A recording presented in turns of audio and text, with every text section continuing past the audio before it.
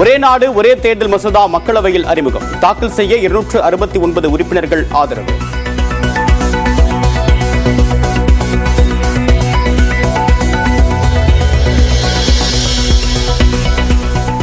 ஒரே நாடு ஒரே தேர்தல் மசோதாவை திரும்பப் பெற வேண்டும் என்று காங்கிரஸ் கட்சி வலியுறுத்தல்.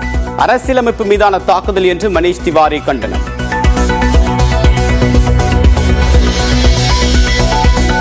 ஒரு நாடு ஒரு தேர்தல் மசோதாவை நாடாளுமன்ற கூட்டுக்குழுவுக்கு அனுப்ப திமுகவின் TR பாலு வலியுறுத்தல். 3இல் 2 பங்கு பெரும்பான்மையின்றி பாஜக மசோதாவை கொண்டு வருவது எப்படி என்றும் கேள்வி. When the government is not having 2/3 majority, how could you allow this piece of legislation in this house? I want to know, sir. I request the government can take up the matter to JPC so that it can be discussed there and bring back the bill to the house. ஒரே நாடு ஒரே தேர்தல் மசோதாவுக்கு தெலுங்கு தேசம் கட்சி ஆதரவு. இதுவரை நிலைப்பாட்டை தெரிவிக்காத நிலையில் மக்களவையில் உறுதி.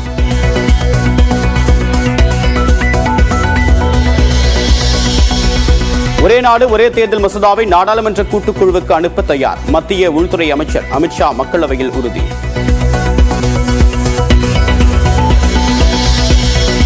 ஆப்பிரிக்காவிலிருந்து சென்னைக்கு விமானத்தில் கடத்தி வரப்பட்ட 14 கோடி ரூபாய் மதிப்பிலான போதைப் பொருள் 90 கேப்சூல்களாக வயிற்றில் விழுங்கி கடத்தி வந்த பயணி கைது.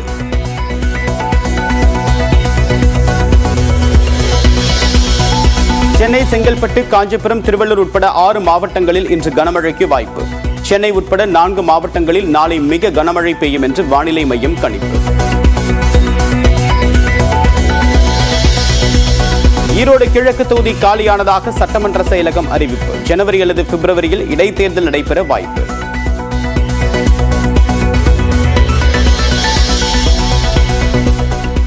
திருச்சியில் டாட்டூ போடுவதற்காக நாக்கை வெட்டிய விவகாரம். விசாரிக்க குழு அமைத்தது மருத்துவத்துறை.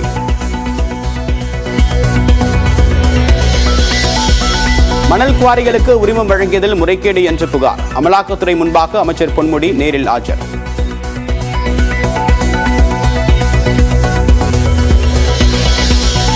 பைக் டாக்ஸியை தடை செய்ய கோரி கோவை உக்கடத்தில் போராட்டம். தங்களின் வாழ்வாதாரம் பாதிக்கப்படுவதாக ஆட்டோ ஓட்டுநர்கள் முழக்கம்.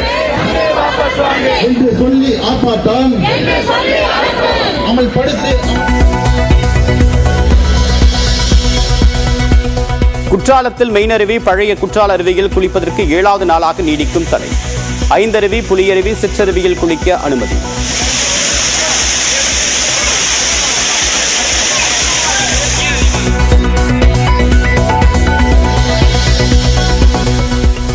நெல்லை மாவட்டம் நடுக்கல்லூரில் டன் கணக்கில் கொட்டப்படும் கேரள கழிவுகள்.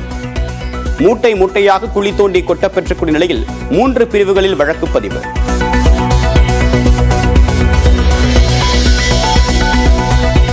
சென்னையில் மூத்த குடிமக்களுக்கு அடுத்த 6 மாதங்களுக்கான இலவச டோக்கன் வரக்கூடிய 21ஆம் தேதி முதல் விநியோகிக்கப்படும் என்று மாநகர போக்குவரத்து கழகம் அறிவிப்பு.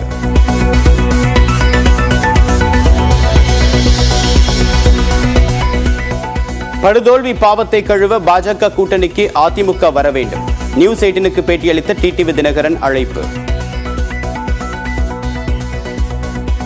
எங்கள் கூட்டணியை ஏற்று திமுகவை வீழ்த்த நினைக்கின்ற கட்சிகள் அனைவரும் வர வேண்டும், வருவார்கள்.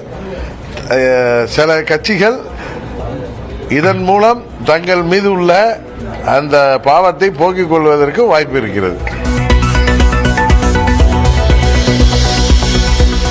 2025ஆம் ஆண்டு தேசிய தேர்வு முகமை முற்றிலுமாக மாற்றியமைக்கப்பட உள்ளதாக நாடாளுமன்றத்தில் மத்திய அரசு தகவல். புதிதாக 10 பொறுப்புகள் உருவாக்கப்பட்டிருப்பதாகவும் நீட் வினாத்தாள் கசிவு விவகாரத்தில் பதில். நாமக்கல் மாவட்டம் பள்ளிப்பாளையம் அருகே ஒடிசாவை சேர்ந்த 2 கொலை. மது அருந்தும் தகராறில் கொல்லப்பட்டார்களா என்று விசாரணை.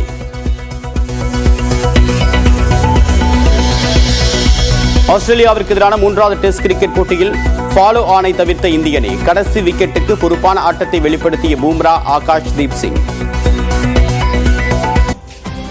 தூத்துக்குடி மில்லர்புரத்தில் தேங்கிய வெள்ள நீர் வடியாததால் பள்ளிக்கு செல்லும் மாணவ மாணவிகள் இன்றும் சிரமத்திற்கு உள்ளாகினர். இதுகுறித்த விவரங்களை செய்தியாளர் முரளி கணேஷிடம் கேட்கலாம். முரளி கணேஷ், தொடர்ச்சியாக மாணவ மாணவிகள் பள்ளிகளுக்கு செல்வது பாதிக்கப்படக்கூடிய சூழலில் இதற்காக என்ன நடவடிக்கை எடுக்கப்படுகிறது? அதாவது சிவரஞ்சனி, தூத்துக்குடி நகர் பகுதியில கடந்த 13, 14 ஆகிய 2 தினங்கள் பெய்த கனமழையில பல இடங்கள்ல வெள்ள நீர் தேங்கியது. நிறைய இடங்கள்ல வெள்ள நீர் வடிந்த போதும் இந்த மில்லர்புரம் பகுதியில மட்டும் இன்னும் வெள்ள நீர் உண்டானது வடியக்கூடிய சூழ்நிலை என்பது இல்லை. அதற்கான நடவடிக்கைகள் எடுக்கப்பட்டு வருது. இருந்தபோது வெள்ள நீர் வடியல. குறிப்பா சொல்லணும்னா அங்க இருக்கக்கூடிய அந்த தனியார் பள்ளியை சுற்றி வெள்ள நீரானது சூழ்ந்து இருக்கிறது. இந்த பகுதிக்கு வரக்கூடிய பள்ளி மாணவ மாணவிகள் இதனால் மிகுந்த சிரமத்துக்குள்ளாகிறாங்க. மாணவ மாணவிகளோட சிரமத்தை குறைக்கிறதுக்காண்டி பள்ளி நிர்வாகம் சார்பில் பள்ளியிலிருந்து ஒரு 500 மீட்டர் தொலைவு தள்ளி தண்ணீர் இல்லாத இடத்துக்கு மாணவ மாணவிகள் எல்லாம் வர வச்சு அங்கிருந்து பள்ளி பேருந்து மூலமா அவங்களை ஏற்றி பள்ளிக்கு கொண்டு வரக்கூடிய நிகழ்வு என்பது 2வது நாளா இன்றைக்கும் நடக்கு. அதே சமயத்துல சுற்று வட்டார பகுதிகளிலிருந்து வரக்கூடிய பகுதி மக்கள் தங்களுடைய பெற்றோர் கூட 2 சக்கர வாகனத்துல வராங்க. அவங்க அந்த வெள்ளை நீரை கடந்துதான் பள்ளிக்கு வர வேண்டியது இருக்கிறது. 2 சக்கர வாகனத்துல மாணவ மாணவிகள் வராங்க, சைக்கிள்ல வராங்க. அவங்களும் இந்த வெள்ளை நீரை கடந்து வரக்கூடிய ஒரு சூழ்நிலை தான் இருக்குது. இந்த பகுதியில் தேங்கிய வெள்ளை நீரை அகற்றுவதற்கு மாநகராட்சி மேயர் ஜெகனும் நம்ம தூத்துக்குடியினுடைய அமைச்சர் கீதா ஜீவனும் பல்வேறு நடவடிக்கைகள் எடுத்திருக்காங்க. இதனைத் தொடர்ந்து அந்த பகுதியில் தேங்கின வெள்ள நீர் கடல்ல வளர்க்கக்கூடிய பக்கில் உடை வழியாக வடிய தொடங்கி இருக்கிறது. இருந்த போதும் அந்த பகுதியில் தண்ணீர் குறையல. 3 நாட்களாக தண்ணீர் தேங்கி இருக்கிறதுனால அந்த தண்ணீர் நிறம் மாறி இருக்கிறது. அந்த பகுதியில் துர்நாற்று வீசுது. மில்லர்புரம் குடியிருப்புக்குள்ள இந்த தண்ணீர் தேங்கி இருக்கிறதுனால பெற்றோர்கள் தங்களுடைய குழந்தைகளை தண்ணீர்ல நடக்க விடாம தோல்ல தூக்கிக்கிட்டு மெயின் ரோட்டுக்கு குழந்தைகளை பள்ளிக்கு அனுப்பக்கூடிய சூழ்நிலை தான் இன்றைக்கு காலை நிலவரப்படி தொடருது. அந்த பகுதி மக்கள் மழை பெஞ்சா வருஷம் இதுதான் எங்களுக்கு நடக்கு, நிரந்தரமா ஒரு தீர்வு ஏற்படுத்தணும் அப்படின்னு சொல்லி ஒரு கோரிக்கையை முன் வச்சிருக்காங்க. சிவரஞ்சன், விவரங்களை வழங்கியமைக்கு நன்றி முரளி கணேஷ். திருநெல்வேலி மாவட்டம் பாப்பாக்குடி அருகே நடுக்கல்லூர் காட்டுப்பகுதியில் கேரள மாநிலத்திலிருந்து கொண்டுவரப்பட்ட மருத்துவ கழிவுகள், பிளாஸ்டிக் கழிவுகள் டன் கணக்கில் கொட்டப்பட்டுள்ளன. கூடுதல் தகவல்களை நமது செய்தியாளர் சிவமணியிடம் கேட்கலாம். சிவமணி, இது தொடர்பாக நடவடிக்கை ஏதேனும் எடுக்கப்பட்டிருக்கா? திருநெல்வேலி மாவட்டம் இது இருக்கக்கூடிய கோடகநல்லூர் மற்றும் பழவூர் ஊராட்சி பகுதியை ஒட்டி இருக்கக்கூடிய பகுதியாக இருக்கிறது.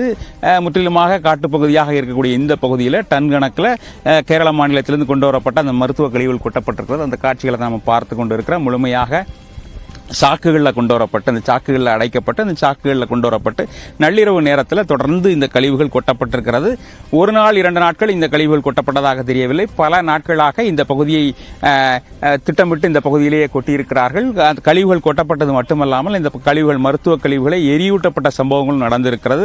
அதுபோன்ற காட்சிகளையும் பார்க்க முடியும். முழுமையாக அவர்கள் அந்த கேரள மாநிலத்தில் இருக்கக்கூடிய ஒரு மருத்துவமனை, அந்த தனியார் மருத்துவமனை, அந்த மருத்துவமனையில் இருக்கக்கூடிய கழிவுகளை லாரி மூலமாக ஏற்றி இங்கே கொட்டியிருக்கிறார்கள். உள்ளூர் மக்கள் ஒரு சிலர் இதற்கு உதவி இருப்பதாக தெரிகிறது.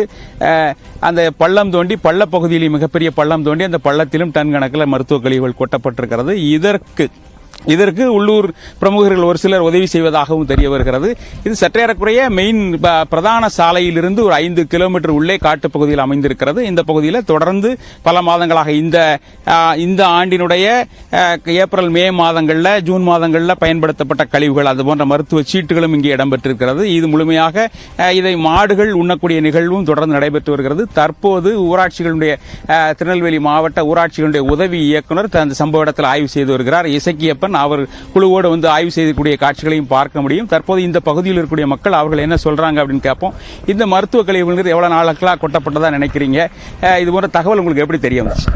நாங்கள் ஒரு சமூக வலைதளங்களில் இந்த செய்தி வந்தது. இப்படி எங்கள் அருகே நாங்கள் சுத்தமல்லியில் தான் இருக்கோம். இப்படி நம்ம ஊர் அருகே மருத்துவ கழிவுகள் கொட்டப்படுது, குப்பைகள் கொட்டப்படுதுங்க. அந்த அடிப்படையில் நாங்கள் என்ன நினச்சோம் அப்படின்னா கொஞ்சமாக கொட்டியிருப்பாங்க அப்படிங்கிற அடிப்படையில் தான் பார்த்தோம். இங்கே பார்த்தீங்க அப்படின்னா ரொம்ப ஆச்சரியமாக இருந்தது. டன் கணக்கில் கிட்டத்தட்ட இது 1 நாள் 2 நாள் நடந்த மாதிரி இல்லை, ஒரு பல மாதங்களாக இங்கே கொட்டப்பட்டு, 2வது அந்த தடயத்தையும் அவங்க என்ன செஞ்சாங்கன்னா அழிக்கவும் செய்கிறாங்க.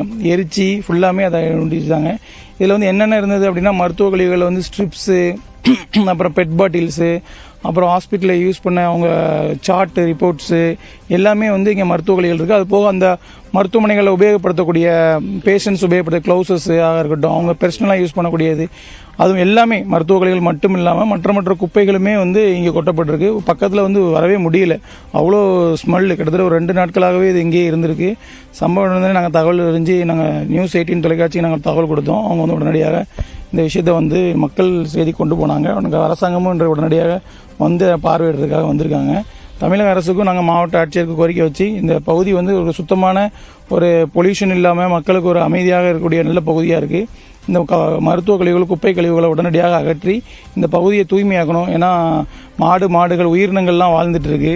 இந்த பகுதியில் உயிரினங்கள்லாம் வந்து அந்த மாடுகள்லாம் வந்து சாப்பிடக்கூடிய நிலை இருக்குது. எப்படி பார்க்குறீங்க? இதுதான் சார் நம்ம சாப்பிட்ற அங்கேருந்து வர்ற மாடுகள், ஆடுகள் எல்லாமே இதை தான் சாப்பிடுது. இது மூலிமா தான் பாலை கறக்கிறாங்க. இந்த பாலை கறந்து தான் காலைல மக்களுக்கு விநியோகிக்கிறாங்க. இது மெடிக்கல், பிளாஸ்டிக்கு இந்த மாதிரி ஐட்டங்களை சாப்பிட்டு அதுகளோட உயிரும் பாதிக்கப்படும். அதை சாப்பிட்றவங்க அதுக்கடுத்து அந்த பால் வந்து யார் யார் குடிக்கிறாங்கன்னு எல்லாருக்குமே தெரியும். குழந்தைகள்லேருந்து பெரியவங்க வரைக்கும் வியாதி உள்ளவங்க எல்லாருமே இது பண்ணுறாங்க. இந்த மாதிரி தமிழ்நாட்டை வந்து குப்பை காடாக ஆக்கிறதுக்கு இங்கே உள்ள லோக்கலில் உள்ள முக்கியமான ஆட்கள் தான் இதோட சப்போர்ட் பண்ணுறாங்க. இதையும் கவர்மெண்ட் கொஞ்சம் இதை எடுத்து, காவல்துறையும் எடுத்து இது வர வண்டிகளை எங்கே மடக்கணுமோ மடக்கி இந்த மாதிரி இது இன்னும் மறுபடியும் நடக்க விடாமல் அவங்கள தடுக்கணுங்கிறது எங்களோட வேண்டுகோள். நிச்சயமா. அதாவது இது வந்து இந்த பகுதி அப்படிங்கிறது வந்து திருநெல்வேலி மாவட்டத்தில் இடம்பெற்று இருக்கிறது. தென்காசி வழியாகவும் இந்த பகுதிக்கு வந்துவிட முடியும். அதோட திருவனந்தபுரத்திலேருந்து வரக்கூடிய பாதையும் இருக்கிறது. 2 பக்கத்திலேருந்து வந்து சரியான நல்ல காட்டு பகுதியில் இதை கொண்டு கொட்டியிருக்கிறார்கள். இது போன்ற சம்பவங்கள் நடக்கக்கூடாது அப்படிங்கிறது அந்த மக்களுடைய கோரிக்கையாக இருக்கிறது. இந்த குப்பைகள் உடனடியாக அகற்றப்படுவதற்கான நடவடிக்கையும் எடுக்கப்படணும் அப்படிங்கிறது அந்த மக்களுடைய விருப்பமாக இருக்கிறது. விவரங்களை வழங்கியமைக்கு நன்றி சிவமணி.